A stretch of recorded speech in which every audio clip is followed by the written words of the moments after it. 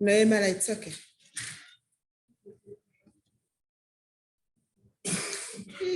Sasa na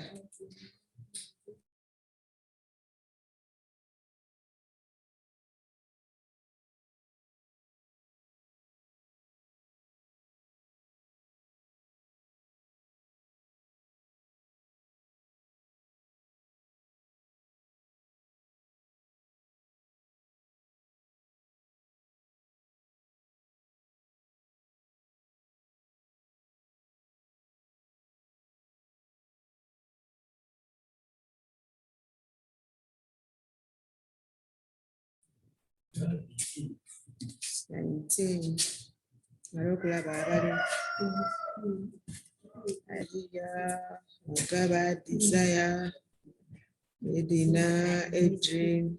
These are two, Agava and Angry. Angry, this one, Agava. So you have around 20, 23, 24. 20. No, 22. these are two. These are two. Yeah, they're studying as one. As one. Then they use the one machine. Then they're doing practice two. Can't we just stop learning today? Yeah, we are stopping today. You're stopping today, don't worry.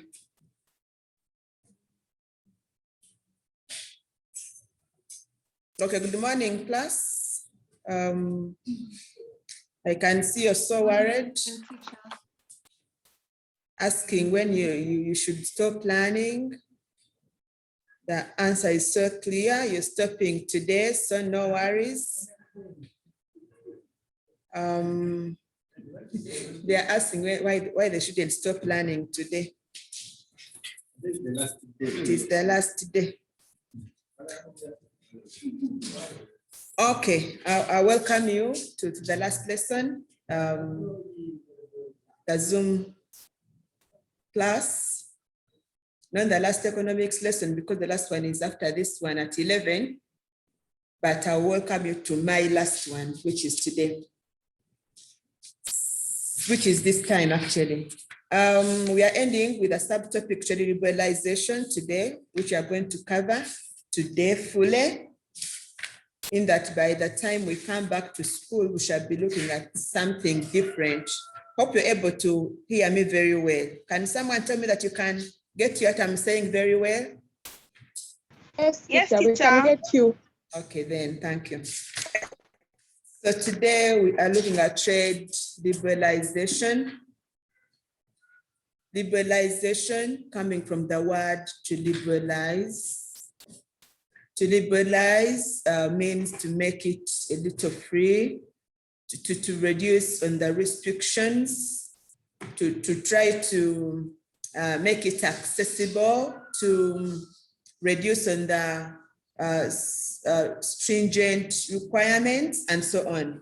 So when you talk about trade liberalization, we actually simply meaning the removal of the undue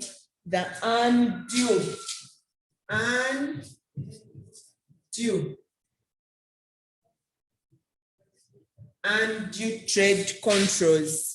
Undue to mean the unnecessary, the less important, you know, removing the undue trade controls or removing the unnecessary trade restrictions so as to give people liberty to trade or to join trade without those less important or unnecessary restrictions. What does it mean?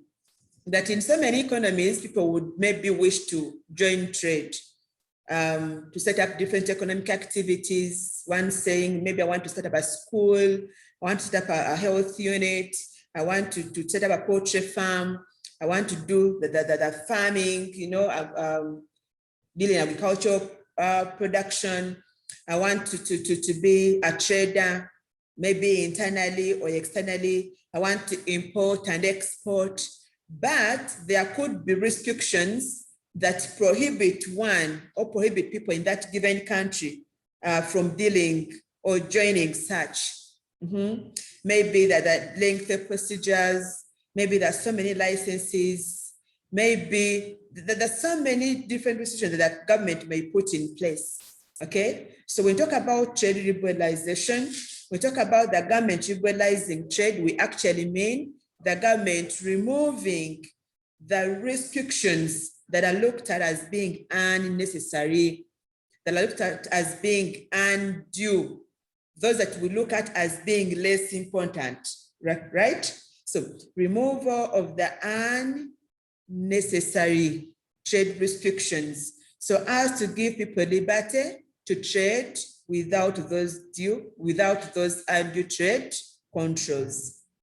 So that means as we remove those restrictions, people are free to join trade, okay, in any activity, in any commodity that they feel like. I'm not saying that we are having free trade. I'm not saying that people are trading without any restriction. No, we are only removing the unnecessary ones. We're only removing the undue. We are only removing the less important, you know. We are not practicing free trade. There are those restrictions, yes, but we are removing those that may be less important or unnecessary. So as we remove them, there is liberty in the country. People can do trade without those unnecessary restrictions, both internal trade and external trade, and in any activity that they may feel like. When we looked at privatization, I talked about the SAPs. Can someone unmute and remind me what the SAPs are?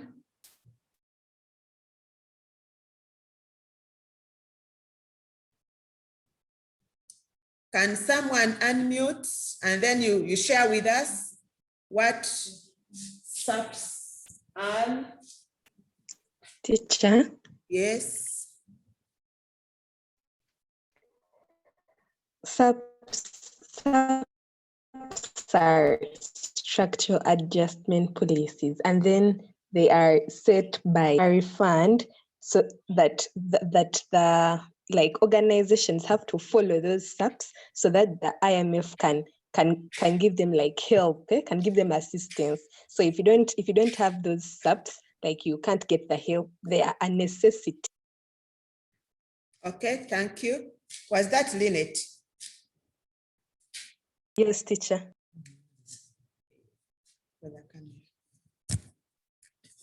I just heard your voice, Lynette. That's how I got to know it is you. I'd not seen who was giving the response. I didn't check on who was talking. Anyway, thank you. Not the voice that it is bad, but I just got to know you by your voice anyway. It's a good response, thank you. When you talk about SAPs, we mean the structural adjustment programs or policies, like she has put it. The policies that are put by the International Monetary Fund and the World Bank to all those different countries that would wish to get support from those major lending agencies. So as you look for assistance, they ask you to first put in place those programs. We talked about privatization, talked about retrenchment, talked about the demobilization of public service. We talked about liberalization, the one we are talking about today. Maybe for them, they believe that you want to get assistance from them because you've not done enough at home that can enable you get the money to support your economy. To them, for example, if you liberalize, like I've said, you are removing the undue controls. You are enabling people to join trade. They set up different economic activities. They're able to make money, earn a living, be positioned to support themselves, okay? Instead of the government looking for money to provide for the nationals are well off and they can get money, provide the basics, okay? So the government will spend less, because why does the government spend more? In provision of social services, okay? Like setting up of roads, infrastructure, having hospitals put in place, having schools put in place to provide education to the nationals. But now if you liberalize trade and then people join trade and they make money, they're able to earn a living and take their children to schools, good schools, and pay for their medical bills and so on and so forth. So the government will not have to borrow much money, okay, from the major lending agencies, because it will be positioned to stand, to stand by providing the basics that are required in the country. So I asked you to look at the SAPs. I wanted to remember if you still, I wanted to know if you still remember the different SAPs and what the word SAP stands for. Okay, so when you look at Tribalization, it is actually among the SAPs that are supposed to be implemented by those different countries that would want to look for aid or support from the major lending agencies. It has advantages. Okay, before you look at the advantages, one would ask, but if you talk about liberalization, do we have liberalization in Uganda? The answer is yes. In Uganda, trade is liberalized. One would ask, how do I get to know it? We are having liberalized trade. Maybe to remind you a little, I don't know whether I'm just reminding you, I'm informing you anyway. Some years back, getting foreign exchange could only be gotten from the central bank. But if you want dollars or pounds or yens, okay, we never had things like forex bureaus that are private and so on. You could only access foreign exchange from the central bank. But with liberalization, actually we say there is liberalization of foreign exchange markets. Foreign exchange that you can have access to any currency of any country from anywhere you feel like, you know. You can just wake up one day and then you're saying, I'm setting up a forex bureau. Definitely you're given guidelines that you should follow, but still you are late to, okay? Which wasn't there before.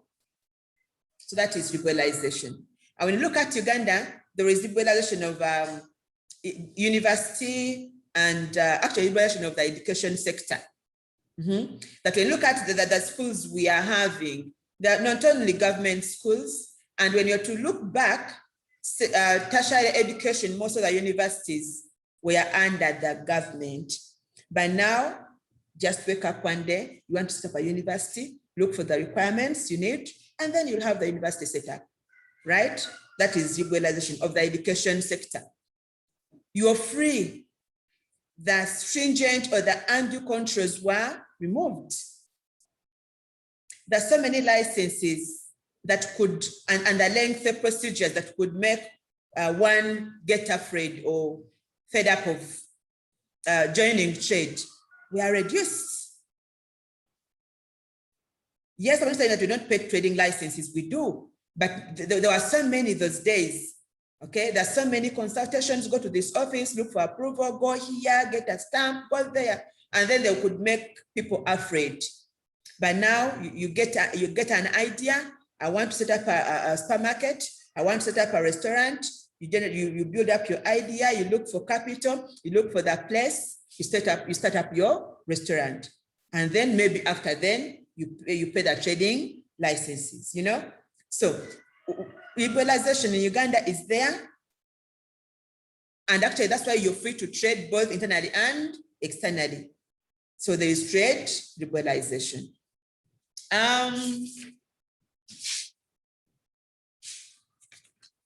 We have advantages of trade liberalization. You know, I always tell people that I teach that economics is a live subject. So I don't want you to always complicate your lives. I want you to look at economics as something that is so near to you, right? It is not something that is so abstract. You have to think so hard to look for the answers, and you know, because when I say we are liberalized, I mean it, and it is evident, and I've even given you manifestations of trade liberalization. So if someone asks you, how good is it when you liberalize trade? How good is it when you say we don't have those stringent requirements for one to join trade in Uganda. How good is it? I don't think it is something one should, first have to sleep and dream of the points to give, because they are evident. In a liberalized economy, there are so many advantages that you can think about, to start with employment, to mention revenue, to mention increase in GDP, to mention economic growth, to mention improvement in technology, to mention improvement in balance of payments position, and so on. So these are things that one can just think about like with ease, because they are evident. Because they are evident. So I want to always think about these concepts in an everyday way, like they are close to us. You don't have to think and scratch your head and, because they are everyday things. Economics is a live subject. Live, it is close to us. We speak economics every day. We sing economics every day. We eat with economists. So the work we are looking at is not so strange, it's not abstract, because we see it actually. So among the advantages, we are saying there is increase in employment opportunities. How does it come about? As you liberalize trade, we are saying you are giving people liberty to join trade without undue trade restrictions. So that leads to an increase in investment activities or investment projects.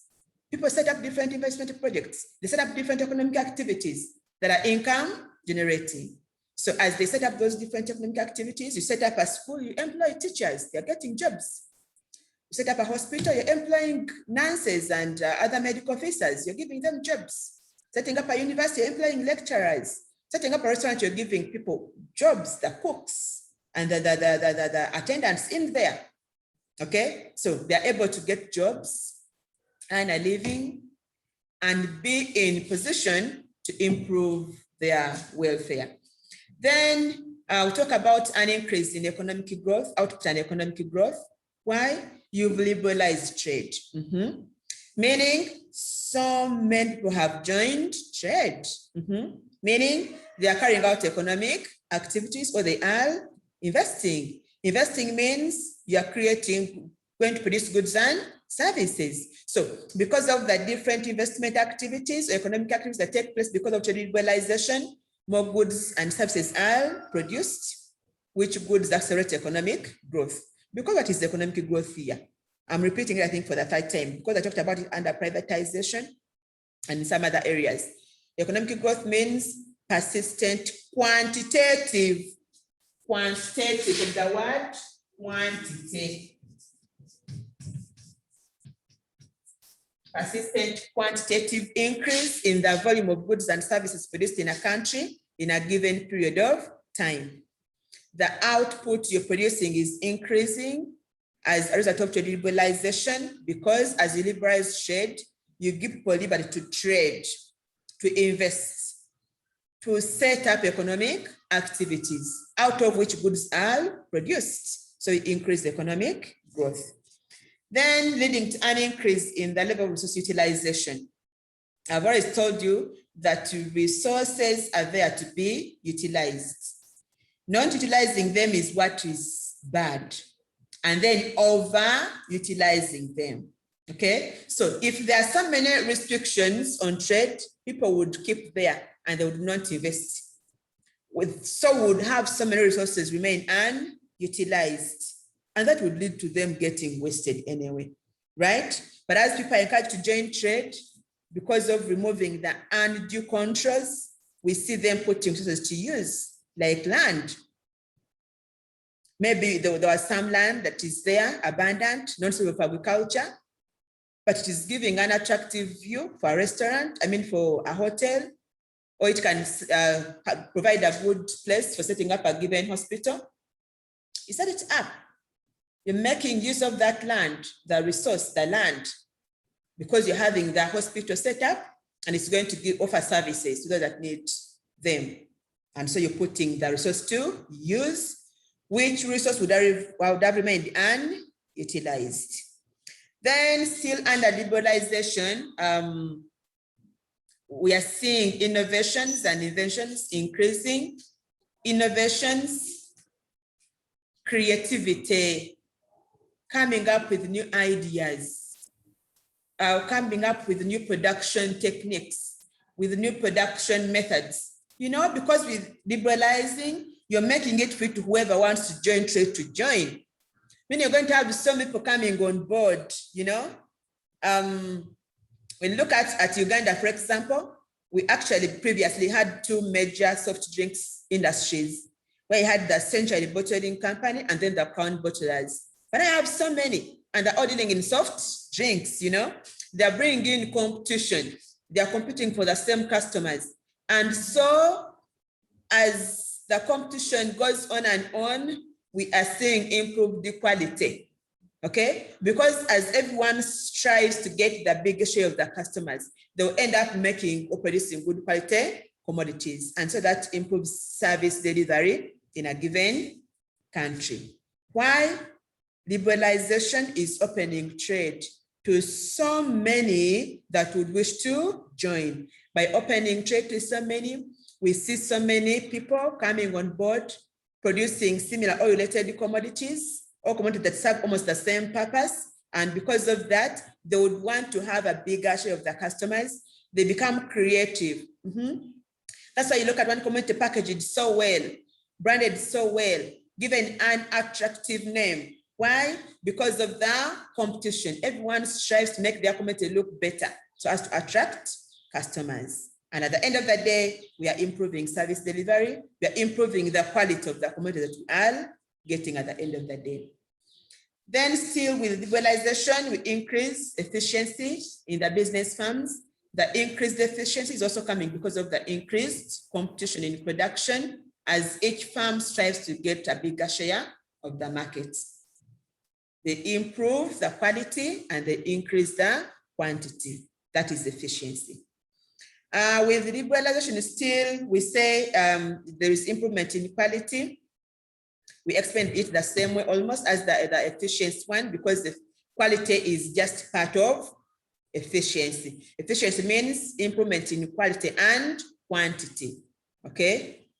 So with the competition, we see quality of commodities produced, and the competition is coming because of liberalization. Because of liberalization, trade is opened up to whoever that wants to join trade. So as many join trade, they compete against each other. We see quality of goods produced improving.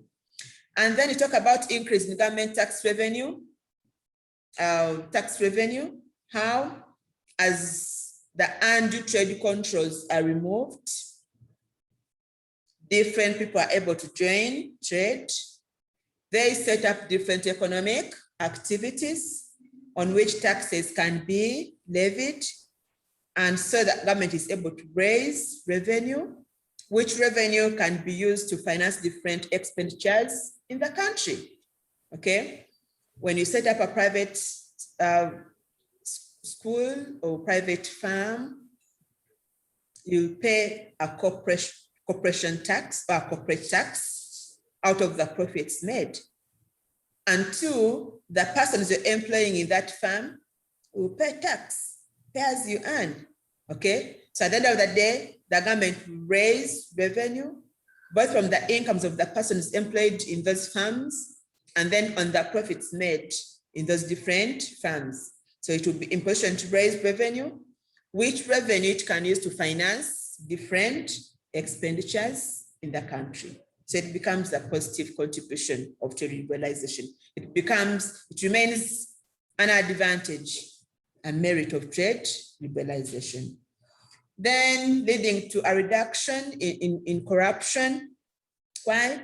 Because those restrictions under which the private sector would have been corrupted are now removed.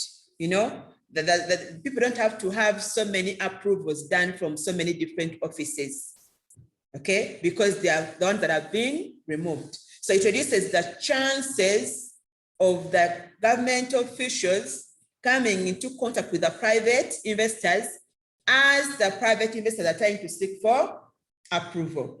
And so that reduces corruption, which would actually lead to discouraging these private persons from investing in a given country.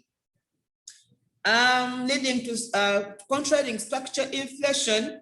What is structure inflation? Here, start with what is inflation. Inflation means the persistent increase in the general prices of goods and services in a country in a given period of time. Inflation means that the prices of commodities are persistently increasing. Persistently means they keep on increasing. It is not a one-day increase, but maybe in 2021, the prices increased by 10%. They have not increased since then. That is not inflation. Inflation, they keep on increasing. Actually, you can have them increase today, even tomorrow, even the other month. By the time we reach December, a kg of sugar that was at maybe 3,000 is at 3,600. So the prices have kept on increasing. That is inflation. So inflation takes different forms. The steps are different. Anyway, we have what we call structure. Gradual and then hyper. Hyper prices increase at a very fast rate. We normally say it is double digit or triple digit. The prices increase at a very high rate. That is hyper. And then gradual or creeping inflation, there is a slow increase, a gradual increase. The prices increase but are very slow, at a very slow rate, at a rate of below 10%. Okay. Now, inflation is of different types. We have the structure, we have the demand pool, we have the cost push, you have the monetary, we have the speculative. All those are types of inflation. But now we are saying here that as liberalized trade, you control structure inflation. What then is structure inflation? Structure inflation means that type of inflation that comes because of supply rigidities. Supply rigidity means scarcity. Supply rigidity means shortage. As we get a shortage of a commodity on the market and the demand for it is so high, the price will end up increasing. Now, because we've liberalized trade, we deal away with shortages. Why? We're having so many producers coming on board because trade has been made free, not free, trade has been liberalized. There would be conditions that would prevent people from joining trade have been reduced. Okay, so as reduce the undue trade controls, we give liberty to people to join trade. As they join trade, like we saw under output, we see an increase in output produced. Meaning, because you're having output produced increasing, then we are avoiding shortages, which shortages would actually lead to inflation or the structure inflation. Then liberalization also encourages foreign investments. It encourages investment, among which we have the foreign investments. Why? Because as the undue controls are removed. Now let me talk about any other economy, not specifically Uganda, because in Uganda still have price controls, right? And private producers or investors want to have an economy which is private-led anyway, where the government does not impose such restrictions like price controls. So if there is any economy where trade has been liberalized that far, that even we don't have price controls, right? Like actually, like the case it is in Uganda, we don't have price controls. Then that means that's what the investors want. But they're going to produce goods and they'll know how to fix their own prices. Our private, our free enterprise economy and the different methods of price determination. Okay, we talked about the bargaining, the forces of demand and supply, talked about the resource price maintenance, the collusion, the bidding, and so on. So that's what the private persons want. But whenever you make, those stringent restrictions, that even when it comes to fixing prices, I'll produce my good, and then you need the government to fix the prices, it becomes a little horrible on the side of the private person that is having an intention of maximizing profits. Okay, so as the annual trade controls are reduced, right? Then we are seeing so many investors being attracted because that's what they want. And we are going to see so many foreign investors coming on board because it will be a conducive atmosphere for them to make money. And so at the end of the day, we shall see an improvement in the level of economic growth, in the level of GDP, and so on. Then improving the country's balance of payments position. I've talked still about BOP several times, and improvement in the country's BOP. BOP is balance of payments position. What is BOP? The difference between the country's earnings from abroad and then her expenditures abroad. That is good. What does it mean? When you look at Uganda, for example, we spend money to other countries, right? But we also earn money from other countries, okay? Now, there are different avenues through which we spend money to other countries, among which we have importation, right? As we import, definitely you have to pay for the imports, right? So as we pay for the imports, we are incurring what we call import expenditure. That import expenditure is to other countries from which we are importing. So we service our debts. We have the debt servicing requirements. As we are servicing the debts, definitely we spend money because we borrow, and you know Uganda borrows anyway, and Uganda can borrow. Uganda borrows, so because we over borrow, definitely we don't get soft loans alone, or we are not getting donations alone. We borrow and we have obligations of paying back. And as we are paying back, definitely we pay back what we borrowed, the principal, and then the interest that could have accumulated. All that increases expenditure abroad, right? We have profits repatriation. I'm talking about avenues which we spend money to other countries. I talked about the import expenditure. I talked about the debt repayment.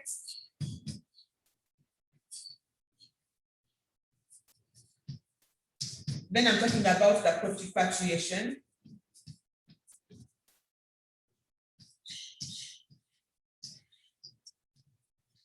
Repatriation, you know that we have so many investors in Uganda who are foreign, who come here, invest, make profits, and then at the end of the day, they repatriate, they send back the profits made to their home countries. So we are losing money because we could have that money reinvested or plowed back into businesses in Uganda.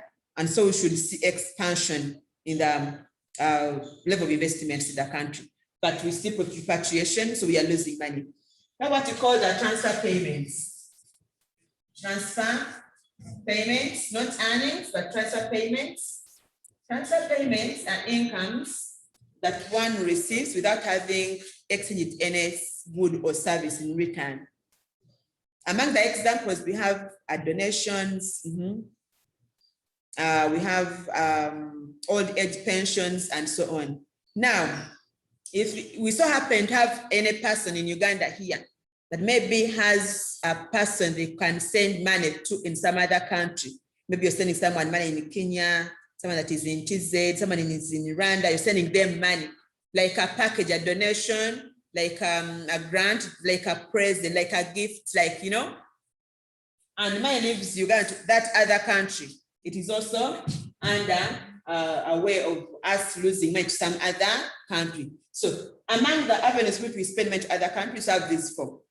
But we still also receive money from other countries. Like how? We receive money in form of exports, earnings.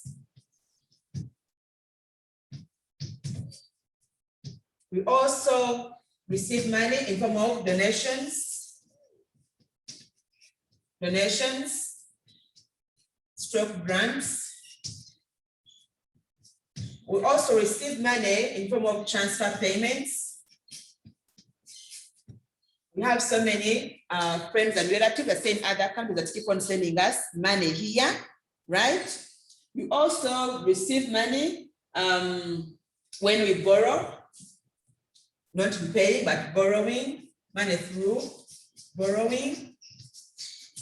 All that increases money supply in the country, right? So what I'm saying, if this, what we are receiving is greater than what we are spending, we have an improvement in BOP, or you have what you call a BOP surplus. If this is greater than that. But if this is greater than this, meaning what we are earning is less than what we are spending, then we have a BOP deficit. Okay, so when we say that trade liberalization improves the BOP, it means it is enabling us come out of a deficit or reduce the deficit that we have by increasing earnings from abroad. So that means to improve BOP, one, you increase earnings from abroad or you reduce expenditures abroad, right? To improve BOP, you increase earnings or you reduce expenditures abroad, right? So when we say as you liberalize trade, you improve BOP. How then does trade liberalization improve BOP? It can improve BOP in two ways. The first one, because of liberalized trade, we see so many investments come on board, which investment definitely lead to production of more goods and services, out of which we can export, right? By exporting, then we are increasing on the export earnings. By increasing export earnings, we are actually improving balance of payments position. Because to improve BOP, I said, you are increasing on earnings from abroad or reducing expenditure abroad. So I'm saying by liberalizing trade, you are increasing on the number of investment activities, which definitely give us more goods and services. So we are able to export some of the goods we have produced to other countries. And as we export them, we increase on the export earnings. By increasing export earnings, we are improving the balance of payments position. The second way through which trade liberalization improves BOP is when we have investments increase, out of which we are producing some goods which we were initially importing. How does it come about? We have what we call the import substitution industries. Import substitution industries. What are they? Let's see. The import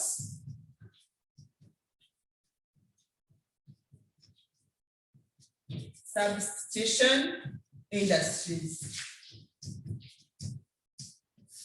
What are the import substitution industries? These are industries that produce commodities which were initially imported. What does it mean? As you liberalize trade, okay, and then trade is made free, made easy for anyone that would wish to join trade to do so. That means we're going to have so many investments come on board. Out of those investments, we could have different people that set up industries, which industries produce goods which are initially imported. For example, one can say maybe it's a foreign investor or a local investor. You are going to set up a farm producing phones at home in Uganda here. You're going to start producing shoes, which actually producing now.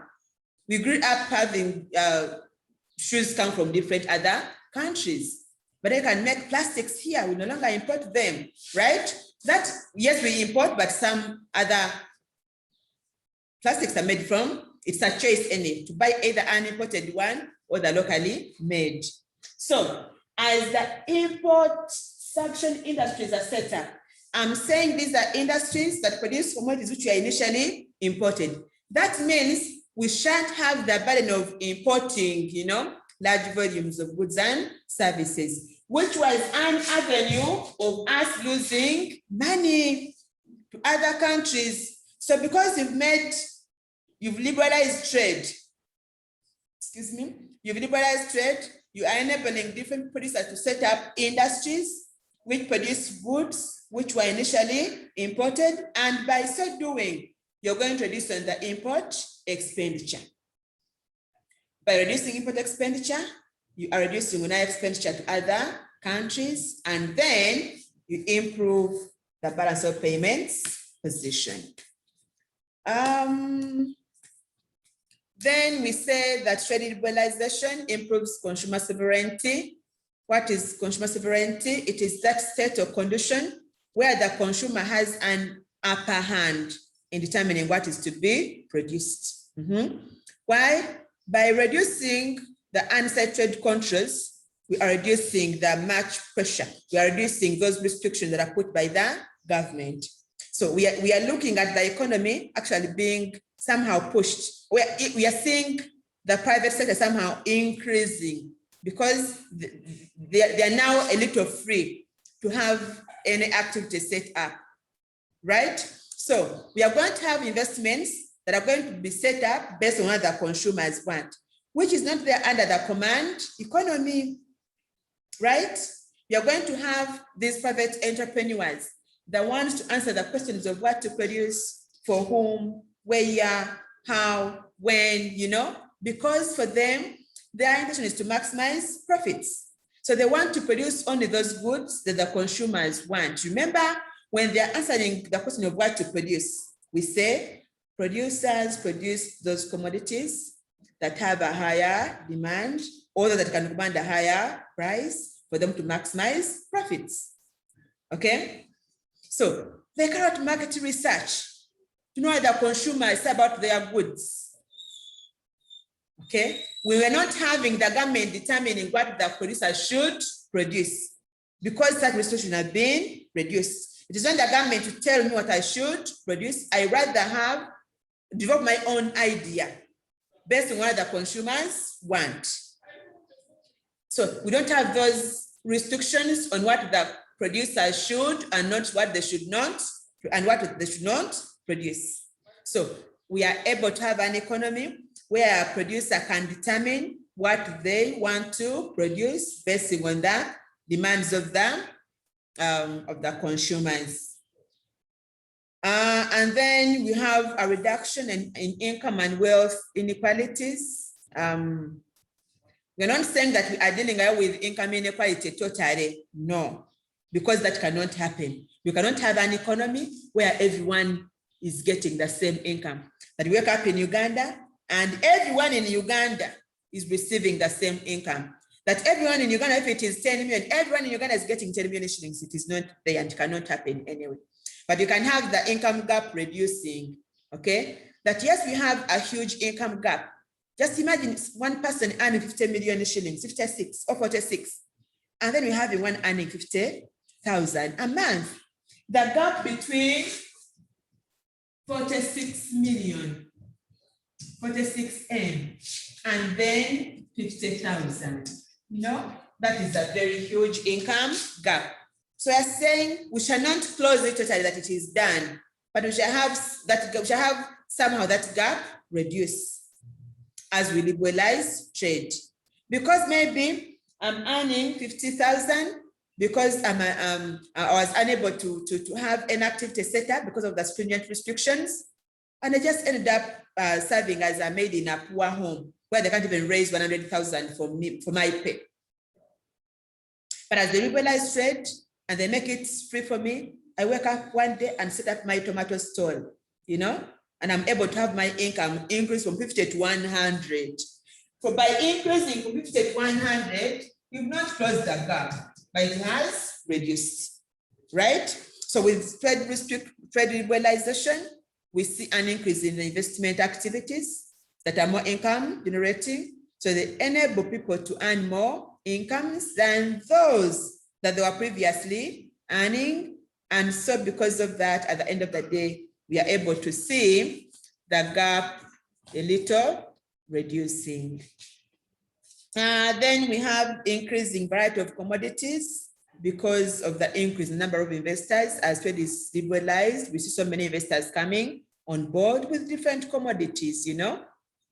I've already talked about this, I think, whenever I get a chance of speaking to you of monopolistic competition. You have so many producers producing almost similar commodities. It is you to choose. Then you'll say, I'll not use Omo, I'll use Aerial. I'll not use Aerial, I'll use Magic. I'll not use Magic, I'll use Sunlight. I'll use, you know, there is a variety from which you can choose. Why? Trade was liberalized. Everyone is free to come up on, and produce any commodity they so wish. If the government would say, we should have only one producer of washing detergent, you won't have such variety, right? But as trade is liberalized and the trade controls are removed, you're free to come on board and produce any commodity of your choice, as much as it is not having the great impact, negative impact on society.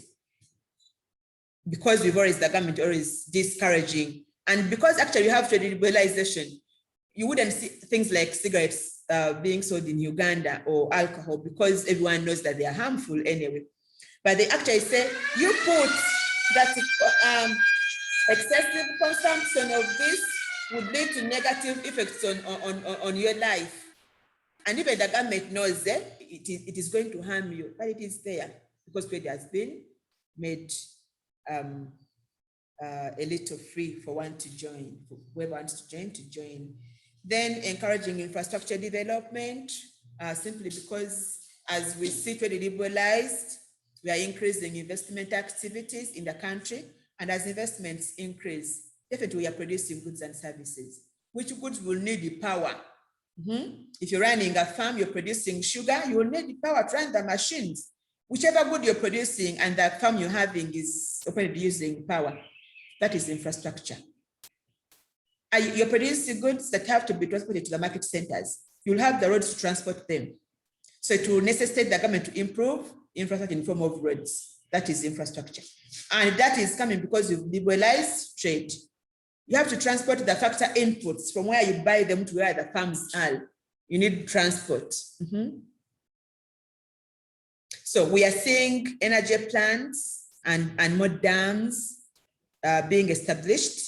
We are seeing more roads being improved, renovated, and even other new ones being established because trade has been liberalized, and we are seeing investment activities increasing that will need those different forms of infrastructure. We are seeing the banking sector expanding. That is infrastructure, because we need to borrow money to finance your businesses that you're setting up because of trade liberalization. And then the last one, promoting economic diversification. Diversification means creation of a series of economic activities, setting up different economic activities, and you stop reliance on one, okay? Because trade has been made liberal, that whoever wants to join should join, and in any activity. So you see the farmers, and even the farming is also liberalized, the demand being in crop production. We are having people that are doing fishing, that have ponds at home. We are seeing the poultry. We are seeing the animals, animal rearing, and so on. Okay, that is farming. But when you go still, we have people that are dealing in the education sector. We are seeing the health sector. We are seeing the business, other business sector, like people having farms producing goods and services, and that is economic. That because we are having a series of economic activities, not only doing farming, we are having the farming, we are having the industries, we are having the tertiary institutions, we are having the health centers, we are having so many different economic activities coming on board, both formal and informal, because of trade liberalization. I'll end with these disadvantages. I'm going to brush them. They are not so hard. Unemployment comes because of the competition, where some inefficient firms end up being out-competed, and therefore those persons that were employed previously in those firms are now left unemployed. Then subjecting the economy to economic instabilities, for example, the price fluctuations, exchange rate instabilities, and so on. Why? Because the government is not controlling through fixing prices. It is leaving it for the demand and supply to determine the prices of goods and services. Whenever the demand changes, the prices also change. Whenever supply changes, the price also end up changing. So we subject our economy to such instabilities, which is actually limiting planning, because you can't plan for your incomes. You don't know how much the price for a kg of sugar will be after tomorrow, okay? Because it's subject to change. Why? We don't have restrictions like price controls that would keep the price stable for you to know price of sugar is 3,000 a kg. You can wake up one day, each week, and the prices of sugar have changed. Then leading to collapse of indigenous local farms, because they are subject to competition by the foreign firms, because as you liberalize trade, you also welcome the foreign investors that are much better in terms of everything compared to the local producers. Technology, in terms of the techniques of production to use, the quality of the goods, and everything. So as they bring their goods on board, they're actually of a better quality. And you know it. Some of us have a high MPI that we prefer imported commodities. I think we feel they are much better than the locally produced goods. So we end up buying foreign commodities or goods from the foreign investors instead of buying the locally produced goods. And even the government acknowledged it. And I think it is because that's why it is producing what we call BOOB. You've heard about BOOB. Have you? Have you heard about BOOB? Yes. Yeah. BOOB is what? Yes, teacher. BOOB is Build what? Uganda, buy Uganda, build Uganda. Buy Uganda, Buy build Uganda, Uganda. build Because the government also acknowledged it that people are buying more of the foreign goods than the locally produced goods. So the campaign, buy Uganda, build Uganda. Why? The foreign firms, they are out competing the locally produced commodities. And then a danger in resource misallocation.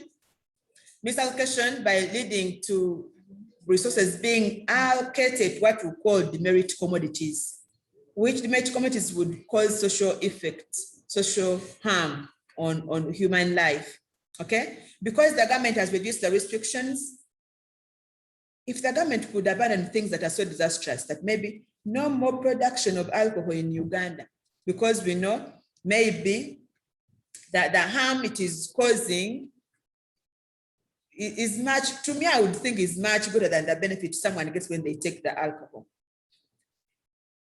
If the government says we are banning consumption of cigarettes in Uganda because we know how the cigarettes affect one's lungs, you know, and the other issues it can cause to someone's health. But we are seeing such commodities continuing to happen. And people are investing in them because people are there that are able to buy them. So we are seeing people that are allocating resources to production of such commodities, even when we know they are harmful to human life. So we call that resource misallocation. Because at least we would see such resources being allocated what we call merit goods. You know, those merit goods that improve social welfare.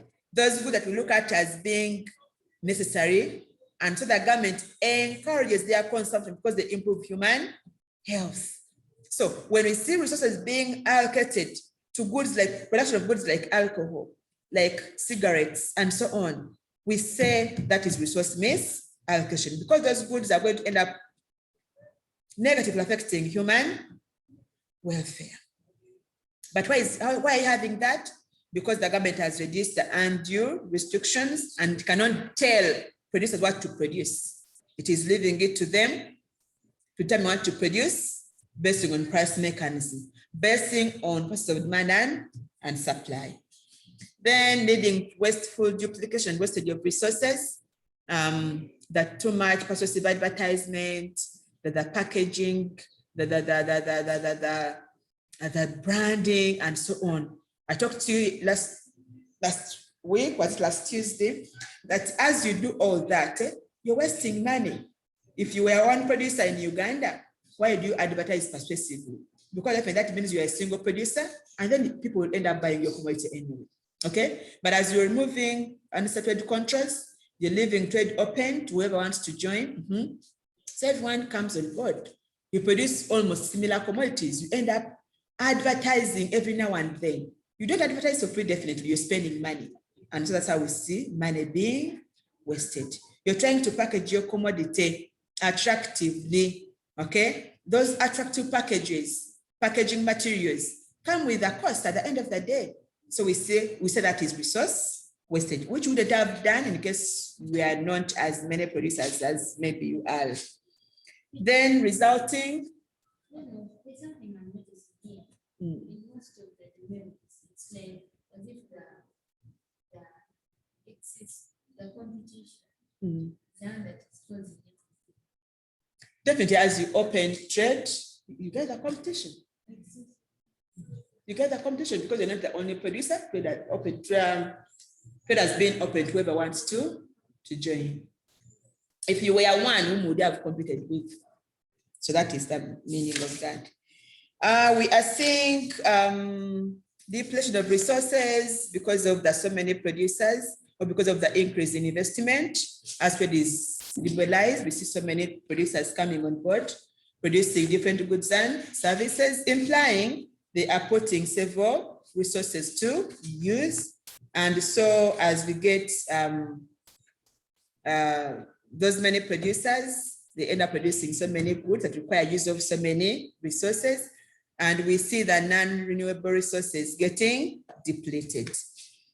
Flooding of markets because of increased investments that lead to production of more goods and services that may be in excess of the demand for them.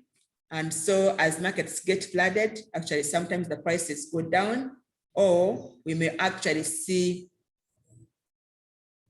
losses as the goods are not bought off because they are in excess of the demand.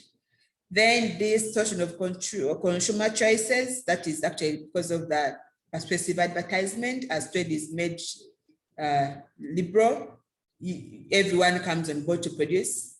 So as we have so many producers, they all want to get customers, and they persuasively advertise, which some advertisements are also misleading, making customers buy goods they wouldn't have bought simply because they are misled by given adverts. Then encouraging capital outflow through profit repatriation. That comes because as you liberalize trade, you encourage both local and foreign investors, and as you allowing the foreign investors, they come make profits here, and after making profits, some of them, instead of reinvesting them, applying them back into business here, they send the profits made back to their home countries, and so it retards growth and development in the economy. Promoting foreign domination due to the increased number of foreign investors that come as a result of trade liberalization. As we see so many foreign investors here, they tend to influence the economic policies in the country. They want the government to influence policies basing on their favors, to favor them and the government is making different policies. Why? We have so many of them investing in the country, and the government needs them anyway because they are paying taxes. So when you look at the big investments, like we talked about it last time, most of the big investments, not all of them definitely, but most of them are by foreigners. And that means they're paying a lot of taxes to the government. So the government needs them anyway. So they end up influencing policy decisions because they are major taxpayers in the country. And then exposing consumers to harmful products because of liberalization, like I've just talked about alcohol and cigarettes. The consumers are exposed to them. If the government said no to them, we shouldn't have them in the country anyway. But now, because of trade liberalization, people are free to produce them, and they end up affecting us health-wise. Overexploiting of resources, leading to resource depletion. Yes, I said resources are there to be exploited, and exploiting them is okay. What is bad is over exploiting them, because as you overexploit them, you cause what you call resource depletion, more so of the non-renewable resources. And then giving birth to monopoly and the merits of monopoly, because with liberalization, it is survival for the fittest. Trade is made open to whoever wants to join. So those inefficient firms, we see them being outcompeted. And then the efficient firms that remain in production happen to be monopoly firms. Like, as they push out several of them, for them, they attain monopoly power because the would-be competitors have been pushed out. So they end up exploiting consumers, charging them very higher prices, and sometimes producing poor quality commodities. And then leading to income and wealth inequalities, as the inefficient firms are pushed out of production, the efficient producers keep on getting very huge profits against the fixed income earners, and then those pushed out of the industry, because some of them would actually become unemployed. These ones are remaining monopoly firms because they are pushed out the rest out of production. So they are making huge profits against their counterparts, and then too, they're still getting much more profits as compared to the fixed income earners. So that is trade liberalization, where we have the advantages and the disadvantages, like we've seen. We have sample questions. What is meant by trade liberalization? Removal of the undue trade controls, so as to give people liberty to trade without those unnecessary government controls. And then question 2, examine the merits and demerits. Those are clear. Give merits, which are the advantages, and then the disadvantages. Between nationalization and trade liberalization, we talked about nationalization last Tuesday, taking over of the government of the formerly private-owned enterprises, that are taken over back by the government. Assess the impact of liberalization. When you're assessing the impact, I talked about assessing questions last time. We give both positive and negative. As you are assessing any concept, you look at its beauty and definitely its bad side. Then you're distinguishing between trade creation and trade liberalization. I'll talk about trade creation. You don't know it. Trade creation is under international trade, is under protectionism. Protectionism is a subtopic under international trade. So it is under economic integration. Economic integration is a subtopic under international trade. Economic integration, we see countries in the same region coming together to trade for the mutual benefit of all, okay? So as they trade, we call it to have, they call what we have an advantage, we have an advantage called trade creation, because they are made to buy goods from each other. So with trade creation, member countries of the same economic integration are able to purchase commodities amongst themselves at fair prices, which goods they would have attained expensively from non-member countries. I'll give an example. If you look at, say, COMESA, and then we look at the different countries under COMESA, and so they're forced to buy commodities amongst themselves. Maybe they're able to get them cheaply, which goods they would attain expensively from non-member countries of COMESA. You know, under economic integration, it is as a process: free trade area, preferential free trade area, customs union, common market, and so on. There is a stage where we import and export freely without even paying any taxes. So by so doing, it becomes advantageous to importing and exporting countries. So because you're importing from each other without any restrictions, you know, that's why it becomes advantageous. So you said there is trade creation, you're able to buy goods cheaply from the member countries of the same economic integration, which goods would have attained expensively from the non-member countries. But we shall look at it more when you look at economic integration and international trade. And then the last one, we are examining the implications of trade liberalization in the economies of developing countries. When you're assessing the implications, you look at the beauty and the bad side. So positives and then the negatives. So that brings us to the end. And by the way, that is a full topic we've covered online. We thank God for that. Can you imagine you've been able to complete a full topic? Yeah, so this book we've been using has different topics. It had privatization and public enterprises. It had inflation. It has unemployment. And I think the last part of it is planning. So it has 4 topics. We want to thank God. Nationalization is under public enterprises. So it is one topic altogether. Nationalization, public enterprises, that is one. Those are all under public enterprises and privatization. Then we have inflation, then we have unemployment, then we have planning. So out of the 4, we've accomplished one topic. So we thank God for that. That achievement for online school, you know. Let me see if you have any questions here. If not, I'll say bye to you and then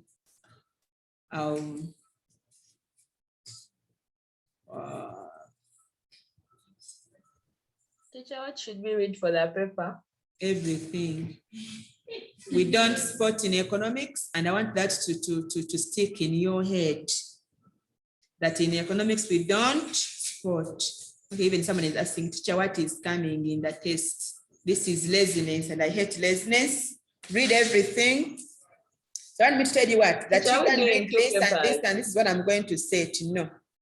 So read everything. We don't do sport reading in economics. Read everything because economics is wide.